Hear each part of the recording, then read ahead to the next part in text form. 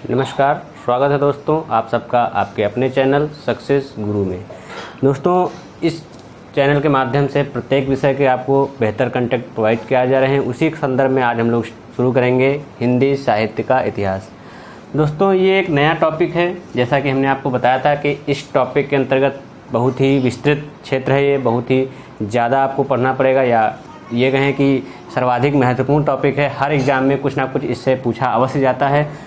तो चलिए शुरू करते हैं हिंदी साहित्य का इतिहास। लेकिन उससे पहले आपको बताना चाहेंगे कि वीडियो को लास्ट तक देखें, ताकि अंत में जो प्रश्न पूछे गए हैं उनका भी आप उत्तर दे सकें और आप अपने ज्ञान को बढ़ा सकें।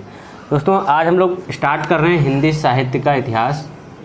तो हिंदी साहित्य के इतिहास के अंतर्गत हम ये देखेंगे कि जो ये हेडिंग यहाँ पे पड़ी हुई है हिंदी साहित्य का इतिहास, इसमें 3 ऐसे शब्द हैं जिनसे हम थोड़ा परिचित होना चाहेंगे। हिंदी पहला आपका है, साहित्य दूसरा हिंदी और फिर इतिहास।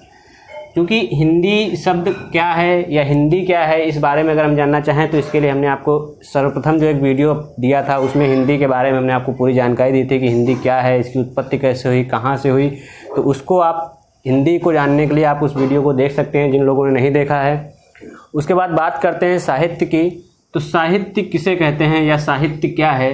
दोस्तों, साहित्य विभिन्न चरणों से, जो जैसे मान लीजिए हिंदी है, हिंदी की स्टार्टिंग जब से हुई वहाँ से लेकर के आज तक जिन जिन काल क्रमों से वो गुजरी है, उसमें उसकी क्या विचारधारा रही है, उस विचारधारा के अनुरूप उनका जो भी स्वरूप रहा है उसी को साहित्य कहते हैं। या ये कहें कि साहित्य जो है नदी के प्रवाह के तरीके से होता है। जिस प्रकार नदी का प्रवाह बिना रुके, बिना किसी रुकावट के गतिमान रहता है लगातार, उसी प्रकार साहित्य भी बिना रुके चलता रहता है। बस इसमें कुछ इतना है कि जो भी समय समय पर परिवर्तन होते रहते हैं, वो उन परिवर्तनों के अनुसार इसका स्वरूप बदलता रहता है। उसके बाद बात करें अगर इतिहास की, इतिहास किसे कहते हैं, तो सभी जानते हैं कि इतिहास किसी भी विषय के इतिहास की अगर हम बात करते हैं तो वो उस विषय से संबंधित आदि से लेकर अंत तक जितना भी घटनाक्रम है उसका जो एक क्रमानुसार वर्णन होता है या जो अध्ययन होता है, उसी को हम क्या कहते हैं? इतिहास कहते हैं। तो बात यहाँ तक क्लियर हो गई हमारी कि हिंदी क्या है, साहित्य क्या है और इतिहास क्या है। तो अब हम बात करेंगे हिंदी साहित्य के इतिहास के अंतर्गत हमको पढ़ना क्या है और कैसे पढ़ना है। तो सर्वप्रथम हम बात यहाँ पे ये करेंगे कि हिंदी साहित्य का इतिहास। तो हिंदी का जो साहित्य है, इसको कहाँ से हमें, इसकी जानकारी हमें कहाँ से मिली, या ये कहाँ से हमें प्राप्त हुआ, किस तरीके से, किसके माध्यम से हमारी जानकारी में आया कि ये हिंदी साहित्य है, या कैसा था, या आगे अब तक कैसा गुजरा है, उसका क्या उसमें रहा है, परिवर्तन हुआ है, वो सब किसके माध्यम से आया, तो उसको हम जानेंगे। तो उसके लिए हम कह सकते हैं कि हिंदी के इतिहास को जानने की जो सामग्री है वो क्या है और कहाँ से मिली, कैसे मिली। तो देखिए, जो भी यहाँ पे आपको बताया जा रहा है वो सारा कुछ बहुत ही इम्पॉर्टेंट है, क्योंकि एक चुना हुआ मैटर है, कोई ये नहीं कि आप बहुत लेंदी मैटर है। तो इसलिए ये फैक्ट वाइज हम बता रहे हैं आपको, इसको आपको याद भी रखना है भविष्य में आने वाले परीक्षाओं के लिए। तो बात की जाती है, अगर हम ये कहें कि हिंदी साहित्य के इतिहास की सामग्री, यानी कि हिंदी साहित्य के इतिहास की सामग्री या जानकारी हमें कहाँ से प्राप्त हुई, वो हम जानेंगे सबसे पहले।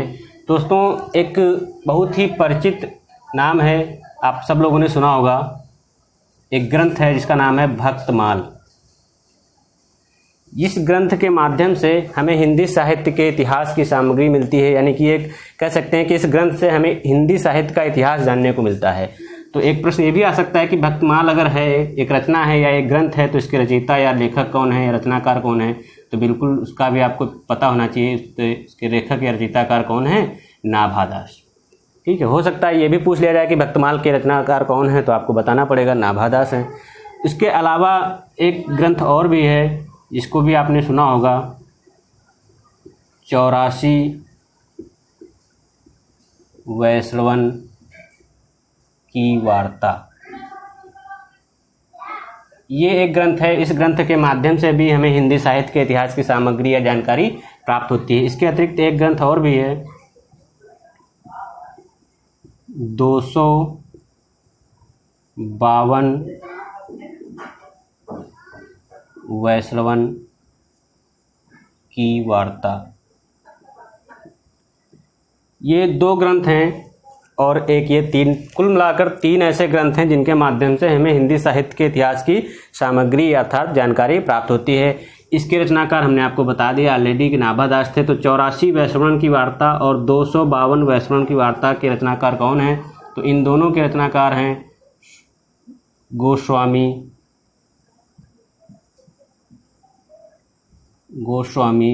गोकुलनाथ।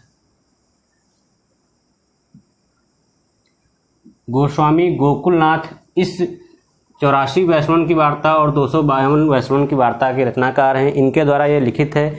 इस कुल मिला के इन 3 ग्रंथों से हमें हिंदी साहित्य के इतिहास की सामग्री प्राप्त होती है। जब हम हिंदी साहित्य के इतिहास को जानते हैं तो किसके माध्यम से जानते हैं? इन तीनों ग्रंथों के माध्यम से जानते हैं। तो यहाँ तक और भी कुछ इंपॉर्टेंट प्रश्न आ सकते हैं जो रचना और रचनाकार से हैं, वो भी हमने आपको बता दिए।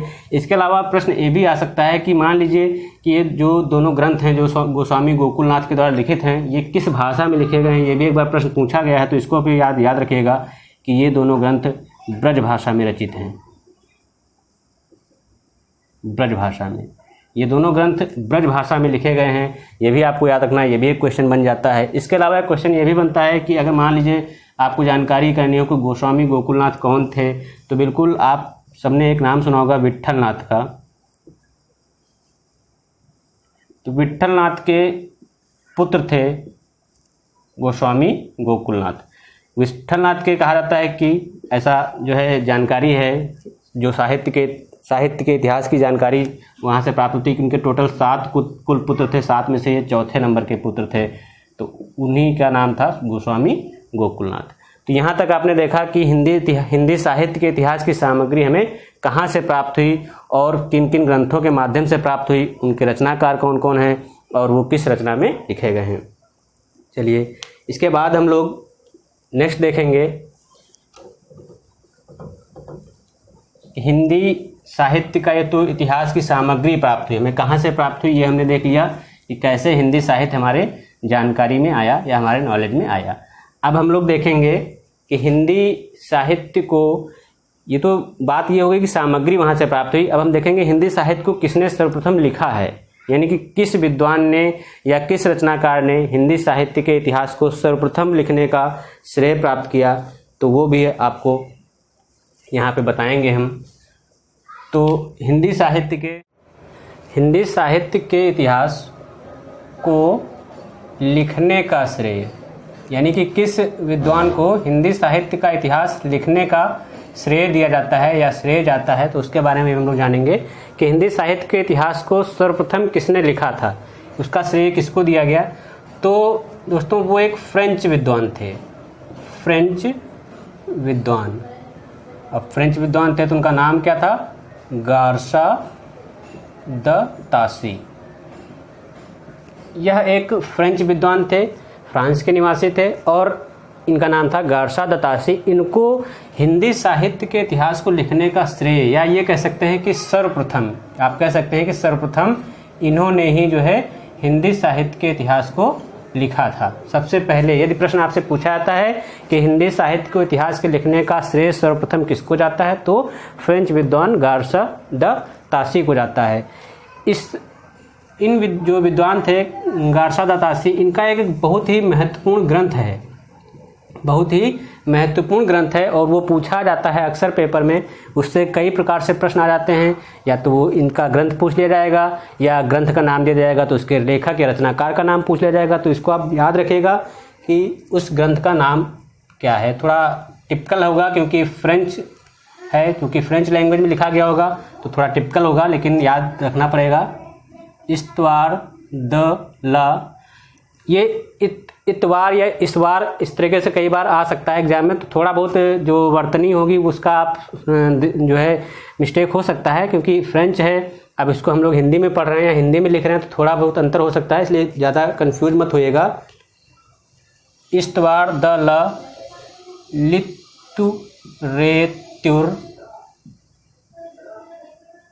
लिटरेट्यूर एंदुई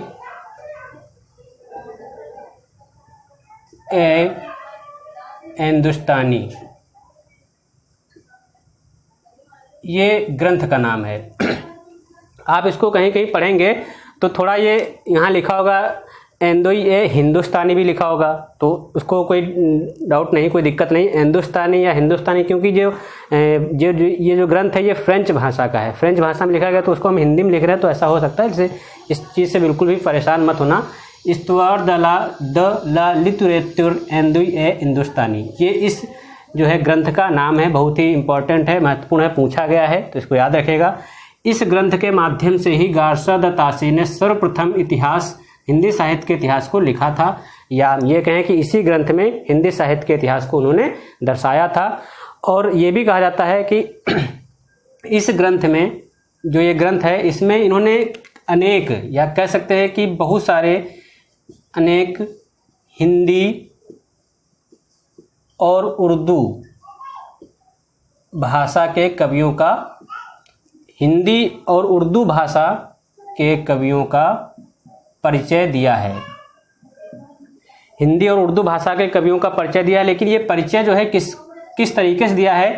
अंग्रेजी वर्ण के क्रमानुसार, अंग्रेजी वर्ण के क्रमानुसार। जैसे कि अंग्रेजी वर्ण के क्रमानुसार का मतलब ये है कि जिस प्रकार से इंग्लिश में अल्फ़ाबेट्स होते हैं ए बी सी डी, उसी प्रकार से मान लीजिए जैसे ए है, बी है, सी है, डी है, ये सारे ऐसे अल्फ़ाबेट्स होते हैं। तो जिस भी, चाहे वो हिंदी का हो और चाहे उर्दू भाषा का कवि हो, जिसका नाम ए से होगा तो वो इस ए वाली पूरी लिस्ट में है, फिर बी वाली, फिर सी वाली, फिर डी वाली, इस तरीके से करके अंग्रेजी वर्ण के क्रमानुसार, अंग्रेजी वर्ण के क्रम में जो है इसको पूरा एक तरीके से क्रमबद्ध किया हुआ है इसी अपने ग्रंथ के माध्यम से। इसलिए कहा जाता है कि हिंदी साहित्य के इतिहास को लिखने का सर्वप्रथम श्रेय गारसा द तासी को जाता है, जो कि एक फ्रेंच विद्वान थे, और इनका ग्रंथ था इस्तवार द ला लिटरेचर एंदोई ए हिंदुस्तानी। आप इसको याद रखिएगा। चलिए नेक्स्ट आगे बढ़ते हैं। तो ये तो हमारा एक फैक्ट था कि हिंदी साहित्य के इतिहास को सर्वप्रथम लिखने का श्रेय किसको जाता है। तो आपने देखा कि वो कोई हिंदी का विद्वान नहीं था, बल्कि एक फ्रेंच यानी कि फ्रांस देश के विद्वान थे। तो अब एक प्रश्न ये भी आता है, लोगों के माइंड में उठ सकता है या ऐसा सोच सकते हैं कि क्या हिंदी का ऐसा कोई विद्वान नहीं था जिसने जो है हिंदी साहित्य के इतिहास को लिखने का श्रेय प्राप्त किया हो या लिखा हो। क्योंकि पहले नंबर पर तो गारसा द तासी हो गए, यानी कि पहली बाजी तो मार ले गए। अब दूसरे नंबर पर क्या कोई है? तो बिल्कुल है। आप एक हिंदी विद्वान है जिनका नाम जानते हैं, सुना भी होगा, हिंदी विद्वान शिव सिंह सेंगर, शिव सिंह सेंगर। ये हिंदी विद्वान थे शिव सिंह सेंगर। इन्होंने गारसा द तासी के बाद हिंदी साहित्य को इतिहास को लिखने का श्रेय प्राप्त किया। और इन्होंने किस ग्रंथ के माध्यम से या किस रचना के माध्यम से जो है अपना जो है हिंदी साहित्य का इतिहास प्रकट किया या प्रदर्शित किया? तो उसका नाम था शिव सिंह सरोज। याद रखिएगा, दोनों में थोड़ा कन्फ्यूजन हो जाता है, शिव सिंह सेंगर या शिव सिंह सरोज। यहाँ पे शिव सिंह है, यहाँ भी शिव सिंह है, यहाँ सेंगर, यहाँ सरोज के इतना है। तो ये इनका जो है ग्रंथ है, ये ग्रंथ है या कह सकते हैं रचना है, और ये जो है इनके रचनाकार हैं। तो हिंदी विद्वान शिव सिंह सेंगर के द्वारा भी हिंदी साहित्य के इतिहास को लिखा गया, लेकिन ये गारसा द तासी के बाद में थे। एक प्रश्न अब आता है यहाँ से कि गारसा द तासी ने भी इतिहास लिखा, शिव सिंह सेंगर ने भी इतिहास लिखा, इन्होंने भी कई कवियों का परिचय दिया, कई सारे कवियों का परिचय दिया। जैसे उन्होंने भी कई सारे कवियों का, हिंदी और उर्दू भाषा कवियों का परिचय दिया था। लेकिन एक बहुत ही इम्पॉर्टेंट चीज़ याद रखेगा, चाहे इसको आप नोट कर सकते हैं, नोट करके लिख सकते हैं, कि इन दोनों कवियों का यानी कि शिव सिंह सेंगर और गारसा द तासी, यानी कि Garcin de Tassy and Shiv Singh Sengar, Shiv Singh Sengar, इन दोनों कवियों का, गारसा द तासी और शिव सिंह सेंगर का ध्यान या कह सकते हैं इनकी दृष्टि साहित्य के काल विभाजन की ओर नहीं गई। साहित्य के काल विभाजन या काल विभाजन और कह सकते हैं और नामकरण की ओर नहीं गई। ये पॉइंट इसलिए भी इम्पोर्टेंट हमने लिखा है, याद रखिएगा कि एक प्रश्न पूछा गया है किसी एग्जाम में, हो सकता है, जरूरी नहीं कि वो आपका जो है यूपी पीसीएस या यूपी SSSC या किसी में पूछा जाए, हो सकता है कहीं भी पूछा जा सकता है, क्योंकि जो हिंदी साहित्य का इतिहास है बहुत ही इम्पोर्टेंट है। ये आपके लिए, आपने एक एजेंसी सुना होगा NTA नाटा, जिसको कहते हैं नेशनल टेस्टिंग एजेंसी, इसके माध्यम से UGC एक एग्ज़ाम कंडक्ट कराती है जिसको हम कहते हैं नेट और JRF, नाम सुना होगा सभी लोगों ने। इसके अंतर्गत भी हिंदी साहित्य का इतिहास बहुत ही महत्वपूर्ण है, पूछा जाता है। ये सारी चीज़ें वहाँ के लिए भी इम्पॉर्टेंट हैं। तो यहाँ जो भी कंटेंट आपको प्रोवाइड किया जा रहा है ये इतना इम्पॉर्टेंट है, जिसकी अगर हम एक एग्ज़ाम के लिए या 2 एग्ज़ाम के लिए, 4 एग्ज़ाम के लिए कहें तो कम ही है, ये हर एग्ज़ाम के लिए इम्पॉर्टेंट है। तो गारसा दत्तासी और शिव सिंह सेंगर, ये 2 ऐसे विद्वान थे जिन्होंने सर्वप्रथम हिंदी साहित्य का इतिहास लिखा तो जरूर, लेकिन इन दोनों की दृष्टि या इन दोनों का ध्यान हिंदी साहित्य के काल विभाजन और नामकरण क्यों नहीं किया, यानी कि काल विभाजन नहीं किया इन्होंने। हिंदी साहित्य के कवियों और लेखकों का परिचय जरूर दिया, लेकिन उसका जो साहित्य था उसका काल विभाजन या उसका नामकरण बिल्कुल ध्यान नहीं दिया। तो एक प्रश्न ये भी पूछा जाता है कि किन विद्वानों का या किस विद्वान का ध्यान हिंदी साहित्य के काल विभाजन और नामकरण की ओर नहीं गया, तो कह सकते हैं शिव सिंह सेंगर और गारसा दत्तासी। ठीक है दोस्तों, इसको याद रखिएगा। चलिए आगे बढ़ते हैं इसी दृष्टिक्रम में।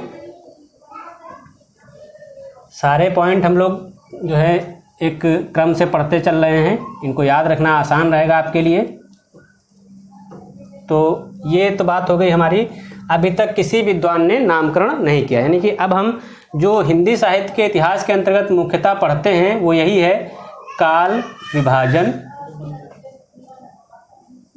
और नामकरण। हिंदी साहित्य के इतिहास के अंतर्गत जो मुख्यतः हम लोग पढ़ेंगे वो यही है काल विभाजन और नामकरण। लेकिन अभी तक जितना भी हमने पढ़ा उसमें से किसी भी विद्वान का ध्यान काल विभाजन और नामकरण की ओर नहीं गया। अगर नहीं गया तो इस संबंध में पहला प्रयास किसने किया उसको हम जानेंगे। तो चलिए देखते हैं काल विभाजन और नामकरण के संबंध में पहला प्रयास किसके द्वारा किया गया। तो दोस्तों एक नाम आपने सुना होगा, जॉर्ज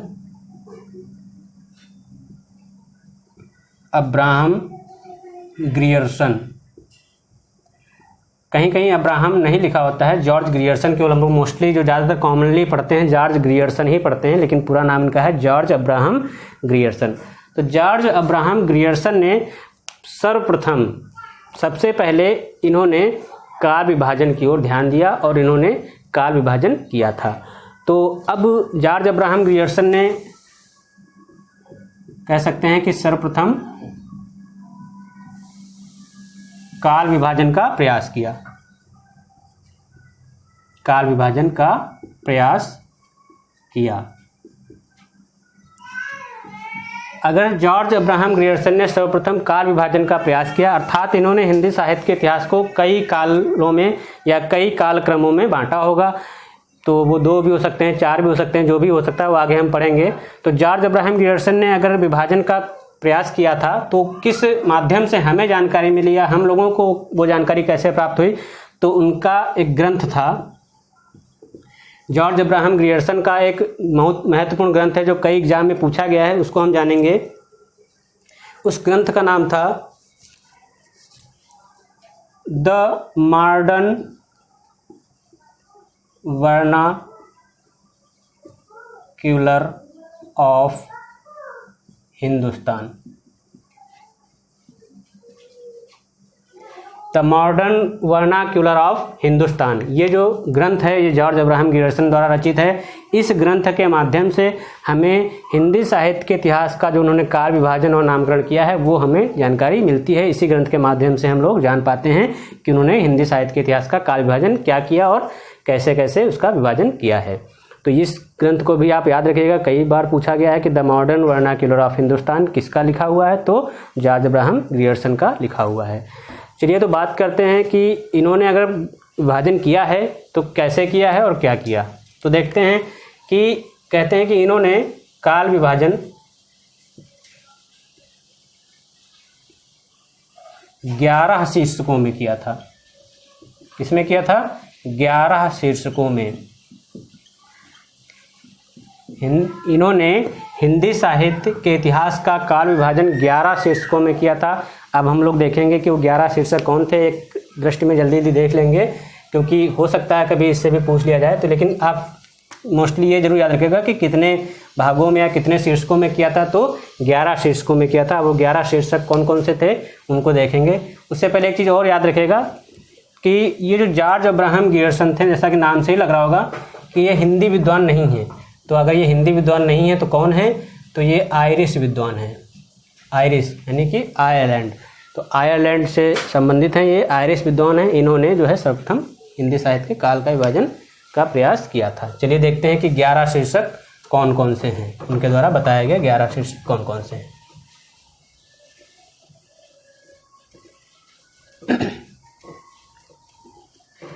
तो 11 शीर्षकों में को हम यहाँ पे लिख रहे हैं, उनको आप ध्यान से देखिएगा और उनका स्क्रीनशॉट भी ले लीजिएगा। तो सबसे पहला जो शीर्षक है जिसके अंतर्गत उन्होंने काल विभाजन किया था वो है चारण काल।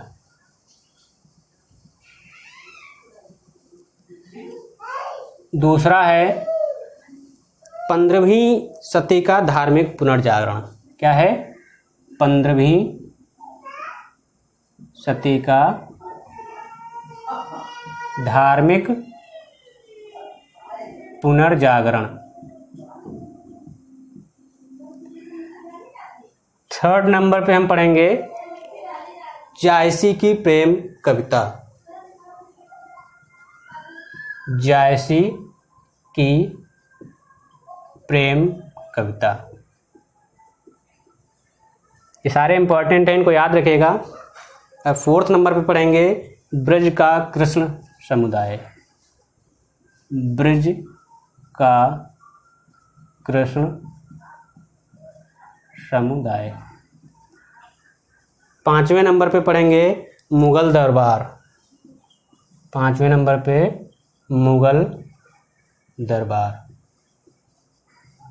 6ठे नंबर पे तुलसीदास। 6 नंबर पे है तुलसीदास। फिर 7वें नंबर पे रीति काव्य। 8वें नंबर पे तुलसीदास के अन्य परवर्ती। परवर्ती मतलब जो बाद में आए हैं, जो भी तुलसीदास के जो बाद में जो भी कवि या लेखक आए हैं उनकी बात कर रहे हैं कि अन्य परवर्ती। फिर हम पढ़ेंगे 9वें नंबर पे 18वीं शताब्दी। 9th नंबर पे 18वीं शताब्दी। 10 नंबर पे पढ़ेंगे, आपने एक जानते होंगे कि जब 18वीं शताब्दी या इससे पहले का जो समय था उस समय भारत में अंग्रेज़ों का शासन था, तो उसी के अंतर्गत उन्होंने उसी समय ये कालक्रम या काल विभाजन दिया था। इसलिए उसको याद रखेंगे कि कंपनी के शासन में हिंदुस्तान। क्या है?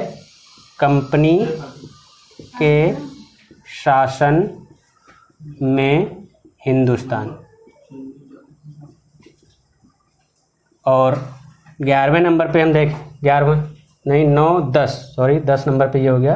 11वें नंबर पे देखेंगे महारानी विक्टोरिया। सभी जानते होंगे महारानी विक्टोरिया के शासन में हिंदुस्तान।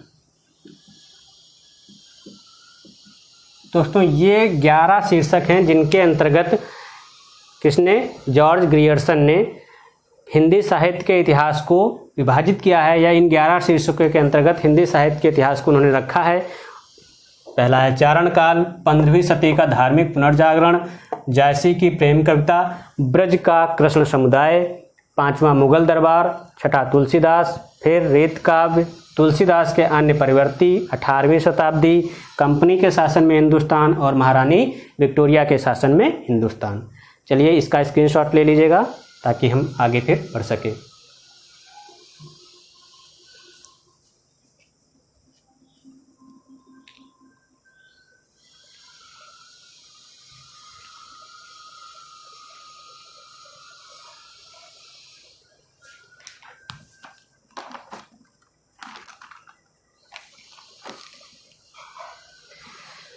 स्क्रीनशॉट ले लिया होगा सबने। तो दोस्तों ये आपने देखा कि 11 शीर्षकों के अंतर्गत किसने कार्य विभाजन किया था हिंदी साहित्य का? जॉर्ज ग्रियर्सन ने। क्योंकि जॉर्ज ग्रियर्सन ने अपनी ओर से भरपूर प्रयास किया, या कह सकते हैं 100% जो प्रयास किया कि इन्होंने जो है हिंदी साहित्य का काल विभाजन किया इन 11 शीर्षकों के अंतर्गत। लेकिन आगे आने वाले विद्वानों को या जो भी कवि हैं, जो भी विचारक हैं, उनको लगा कि इसमें कुछ कमियां हैं, कुछ त्रुटियां हैं। तो बिल्कुल उनके द्वारा कहा गया कि इसमें अनेक कमियां थी, अनेक त्रुटियां थी, बहुत सारे सुधार की आवश्यकता है। तो इस वजह से इनका जो विभाजन था ये मान्य नहीं रहा और आगे अनेक विद्वानों ने अपने अपने विभाजन प्रस्तुत किए। लेकिन इसका मतलब ये नहीं कि अगर इस विभाजन में जो भी ग्रियर्सन ने विभाजन दिया इसमें अनेक त्रुटियां थी तो हम उसको कह सकते हैं कि बेकार है या अनैतिक है। तो बिल्कुल बेकार नहीं है, बिल्कुल जो है अनावश्यक नहीं है। क्योंकि पहला प्रयास इन्होंने किया तो पहला प्रयास करने के माध्यम से ही या पहला प्रयास करने के कारण ही इनका अपना एक अलग महत्व है। तो चलिए देखते हैं कि अब चूँकि इनमें कुछ त्रुटियां थी, कुछ कमियां थी, कुछ न्यूनताएं थी, इस वजह से ये जो है नहीं चल पाया या नहीं मान्य हो पाया सभी के द्वारा। तो आगे किसने प्रयास किया, तो ये बात करते हैं। यहाँ तक तो आपने देखा कि जॉर्ज ग्रियर्सन जो कि एक आयरिश विद्वान थे, उन्होंने किया था। अब सेकंड नंबर पे जो नाम आता है इसके आगे, आपने नाम सुना होगा मिस्र बंधुओं का। ये भी बहुत इम्पॉर्टेंट है। पूछा जाता है कि मिस्र बंधुओं का एक बहुत ही महत्वपूर्ण ग्रंथ है जो कि 4 भागों में प्रकाशित हुआ।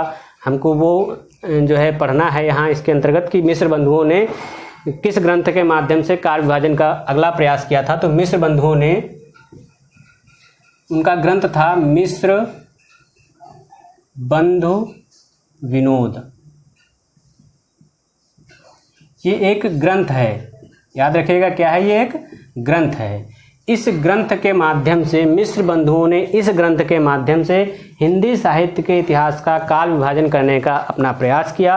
और जो भी इससे पहले ग्रियर्सन ने प्रयास किया था या ग्रियर्सन ने जो काल विभाजन किया था उसमें जो भी कमियां थी उनको दूर करते हुए अपनी तरफ से पूरी जो है उस सुधार, जो भी जितना सुधार हो सकता था उसको करते हुए नया काल विभाजन प्रस्तुत किया। उसको हम लोग पढ़ेंगे। तो मिस्र बंधुओं ने मिस्र बंधु विनोद जो कि 1913 में प्रकाशित हुआ था, 1913 ईस्वी में जो है इसका प्रकाशन हुआ था।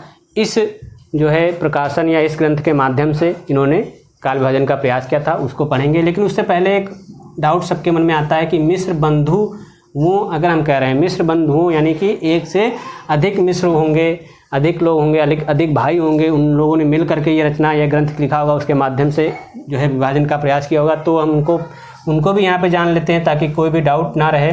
तो बिल्कुल 3 मिस्र बंधु थे जिनको मिस्र बंधुओं का नाम दिया गया या जो मिस्र बंधुओं के नाम से फेमस हैं। तो उन तीनों का नाम हम पढ़ेंगे यहाँ पे। तो एक नाम है, आपने सुना होगा, गणेश बिहारी मिश्र। गणेश बिहारी मिश्र। एक है सुखदेव बिहारी मिश्र। सुखदेव बिहारी मिश्र, क्योंकि मिश्र तो रहेंगे क्योंकि मिश्र बंधु हैं, तो सुखदेव बिहारी मिश्र। और तीसरे थे श्याम बिहारी मिश्र। तो दोस्तों ये 3 आपस में भाई थे जिन्होंने मिल करके इस ग्रंथ को लिखा और इस ग्रंथ के माध्यम से हमें जो है हिंदी साहित्य के इतिहास का उनके द्वारा प्रस्तुत किया गया काल विभाजन हमें प्राप्त हुआ। उस काल विभाजन को हम पढ़ेंगे कि उन्होंने कितने भागों में बांटा या किस तरीके से काल विभाजन प्रस्तुत किया। चलिए देखते हैं। इसको याद रखिएगा कि 3 भाई थे, गणेश बिहारी मिश्र, सुखदेव बिहारी मिश्र और श्याम बिहारी मिश्र। ये इनको मिस्र बंधुओं के नाम से जाना जाता है। और इन तीनों लोगों ने मिलकर के मिस्र बंधु विनोद जो कि 1913 में प्रकाशित हुई, 1913 में प्रकाशित होने के बाद उसी के माध्यम से हमें हिंदी उनका जो विभाजन था वो समझ में आया या हमारे जानकारी में आया। तो क्या विभाजन था, तो यहाँ पे लिखेंगे कि मिस्र बंधुओं ने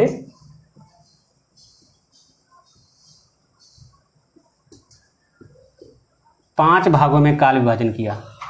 5 भागों में काल विभाजन किया। कितने भागों में किया दोस्तों? 5 भागों में। तो उनके 5 भाग कौन कौन से थे उसको हम देखते हैं। पहला है आरंभिक काल।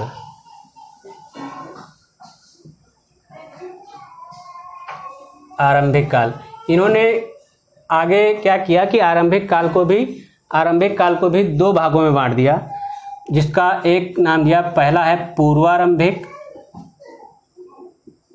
पूर्वारंभिक और दूसरा उत्तरारंभिक। यानी कि पूर्वारंभिक काल और उत्तरारंभिक काल दो भागों में यहाँ पे संधि कर दी गई है, इस वजह से पूर्वारंभिक और उत्तरारंभिक हो गया। बाकी ये पूर्व आरंभिक और ये उत्तर आरंभिक, तो इन दो भागों में बांट दिया और इसका एक काल निश्चित किया, काल निर्धारित किया, जिसको इन्होंने नाम दिया या समय दिया उसका 600 से 1343। याद रखिएगा ईस्वी नहीं है, बल्कि यहाँ पे क्या है, विक्रम संवत। 600 से 1343 विक्रम संवत तक दिया। उसके बाद उत्तर आरंभिक काल को 1344 से 1444 विक्रम संवत तक। तो ये काल विभाजन किया था आरंभिक काल के अंतर्गत दो भागों में, पूर्वारंभिक और उत्तरारंभिक, दोनों का समय निर्धारित किया 600, 1343, 1344 से 1444। चलिए अगला देखते हैं, दूसरा है माध्यमिक काल। माध्यमिक काल, इसको भी इन्होंने दो भागों में बांट दिया, पूर्व माध्यमिक और उत्तर माध्यमिक। पूर्व माध्यमिक और उत्तर माध्यमिक। अब पूर्व माध्यमिक और उत्तर माध्यमिक काल में अगर बांटा है तो इसका भी समय निर्धारित किया होगा। तो इसका समय उन्होंने कहा 1445 से 1560 विक्रम संवत, और इसका कहा 1560 से 1680 विक्रम संवत। 1560 से 1680 विक्रम संवत।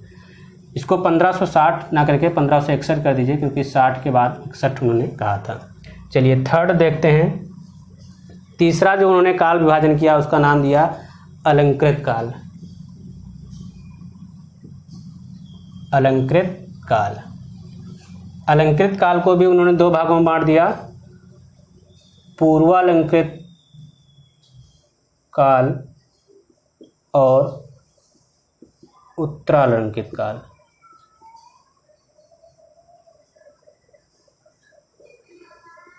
पूर्वालंकृत काल और उत्तरालंकृत काल, इसका भी समय उन्होंने निर्धारित किया 1681 से 1790 विक्रम संवत। 1681 से 1790 विक्रम संवत और 1791 से 1889 विक्रम संवत। 1791 से 1889 विक्रम संवत। अब चौथे नंबर पे, चूंकि 5 भागों में किया था, चौथे नंबर पे आता है उनका परिवर्तन काल। परिवर्तन काल, परिवर्तन काल को उन्होंने दो भागों में नहीं किया, बल्कि एक ही भाग रखा। परिवर्तन काल का समय उन्होंने निर्धारित किया 1889 तक वहाँ था, तो 1890 से 1925 विक्रम संवत। ये इनका चौथा भाग था। और पांचवा और अंतिम जो काल विभाजन था, अंतिम भाग था, वो था वर्तमान काल। क्या है? वर्तमान काल।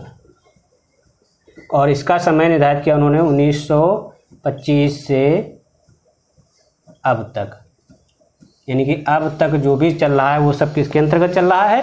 वर्तमान काल के अंतर्गत चल रहा है। तो यहाँ तक आपने देखा कि ये मिस्र बंधुओं ने अपने ग्रंथ के माध्यम से काल विभाजन प्रस्तुत किया था। आरंभिक काल, माध्यमिक काल, अलंकृत काल और परिवर्तन काल, वर्तमान काल। इसका स्क्रीनशॉट ले लीजिए ताकि हम आगे कंटिन्यू करें। दोस्तों इसका स्क्रीनशॉट आपने ले लिया होगा। चलिए आगे बढ़ते हैं। इसी क्रम में, विभाजन के क्रम में आगे बढ़ते हैं कि इसके बाद किसी ने किया या नहीं किया, और अगर किया तो किसने किया और क्या किया। चलिए तो देखते हैं। ये तो मिस्र बंधुओं ने किया था काल विभाजन।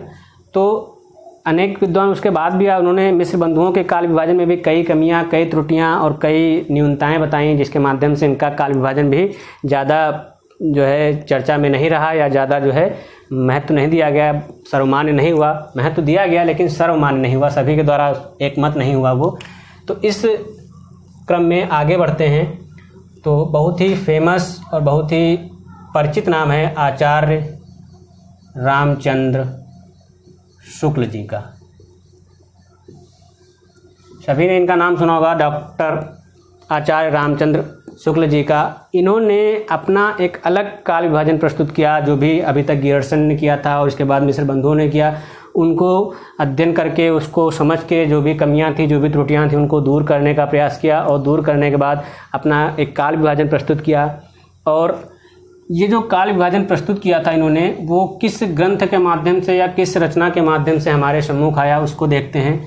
तो एक ग्रंथ आपने सुना होगा, हिंदी साहित्य का इतिहास। जो हम लोग पढ़ रहे हैं वो उनका ग्रंथ था, हिंदी साहित्य का इतिहास।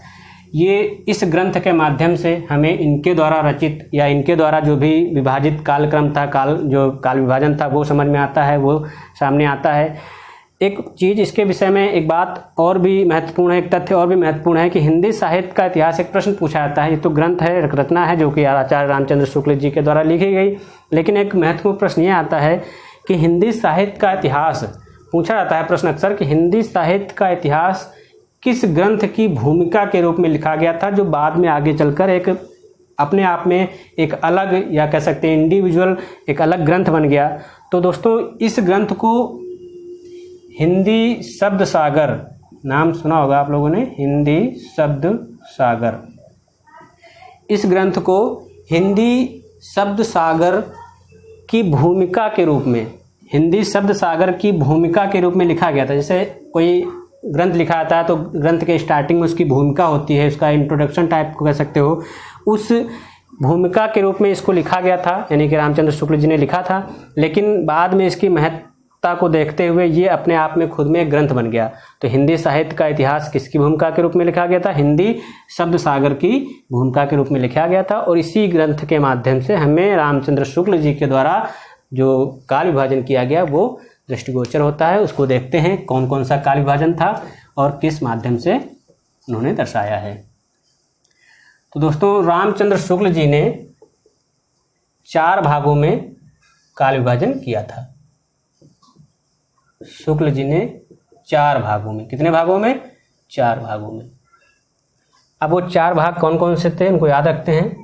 तो सबसे पहला काल था, उन्होंने कहा कि पहला काल वीर गाथा काल के नाम से जाना जाता है। उन्होंने पहले काल को क्या नाम दिया? वीर गाथा काल। दूसरे काल को उन्होंने कहा भक्ति काल। फिर तीसरे काल को उन्होंने नाम दिया रीति काल।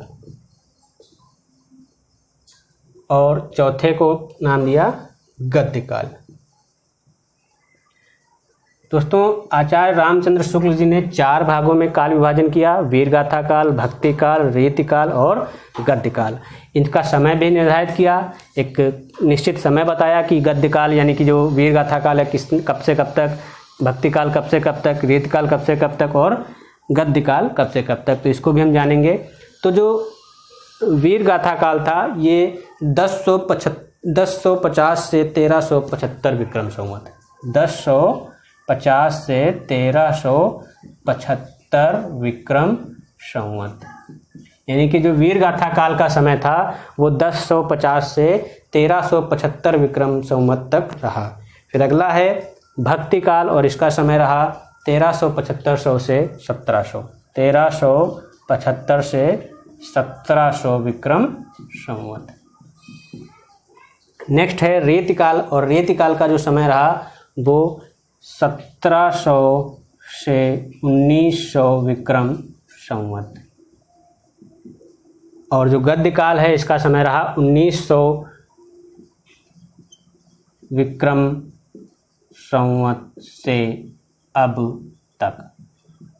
तो दोस्तों, ये जो विभाजन है ये रामचंद्र शुक्ल जी के द्वारा दिया गया विभाजन है। इस विभाजन को सर्वमान्य माना गया, सभी विद्वानों के द्वारा इसको एकमत रूप से स्वीकार किया गया। और ये विभाजन सबसे इम्पॉर्टेंट, सबसे महत्वपूर्ण, इसको बिल्कुल इसका स्क्रीनशॉट ले लीजिएगा और याद रखिएगा कि रामचंद्र शुक्ल जी ने किन 4 भागों में विभाजित किया, वीर गाथा काल, भक्ति काल, रीति काल और गद्य काल। इसका स्क्रीनशॉट ले लीजिएगा, बहुत ही इंपॉर्टेंट है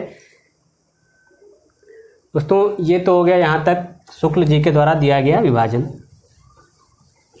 अब आज के वीडियो में यहीं तक, लेकिन उससे पहले हम आपको एक प्रश्न देना चाहते हैं, जो आप वीडियो के अंत में आप इस प्रश्न का जवाब दीजिएगा कमेंट के माध्यम से। और उस प्रश्न, जो भी आज का प्रश्न है, उसका उत्तर आपको नेक्स्ट वीडियो में, जो कल का वीडियो आएगा, जो नेक्स्ट वीडियो आएगा, उसमें आपको उसका उत्तर मिलेगा। तो इस प्रश्न को ज़रा ध्यान से पढ़िएगा और इसका उत्तर दीजिएगा। प्रश्न आपको कहीं बाहर नहीं जाना है, जो भी हमने आज पढ़ाया है उसी के अंतर्गत है। बस थोड़ा जो है, अगर आपने इसका उत्तर दे दिया तो इसका मतलब जिसने भी इसका उत्तर दिया है वो उसने इस जो भी वीडियो हमने पढ़ाया है, जो भी वीडियो आपको प्रोवाइड हो रहा है, उसको आपने ध्यान से पढ़ा है। चलिए प्रश्न देखते हैं क्या है। प्रश्न ये है कि हिंदी साहित्य का इतिहास सर्वप्रथम किस भाषा में लिखा गया?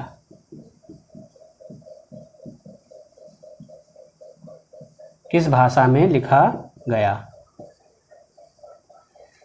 ये आपका प्रश्न है कि हिंदी साहित्य का इतिहास सर्वप्रथम किस भाषा में लिखा गया। इस प्रश्न का उत्तर आप दीजिएगा। अभी हम ऑप्शन नहीं दे रहे हैं, आज के वीडियो में ऑप्शन नहीं मिल रहा है। कल से या नेक्स्ट वीडियो जो आएगा उसमें जो भी प्रश्न हम देंगे उसका आपको ऑप्शन भी मिलेगा, उस ऑप्शन को आप टिक करिएगा, या option A, B, C, D जो भी उसको बताइएगा।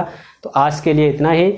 आपको अगर ये जो जानकारी अच्छी लगी हो, जो कि बिल्कुल अच्छी है, अगर आप इसको पढ़ते हैं तो आगे भी शेयर करिएगा ताकि और भी लोगों को इसकी जानकारी प्राप्त हो सके। तब तक के लिए धन्यवाद।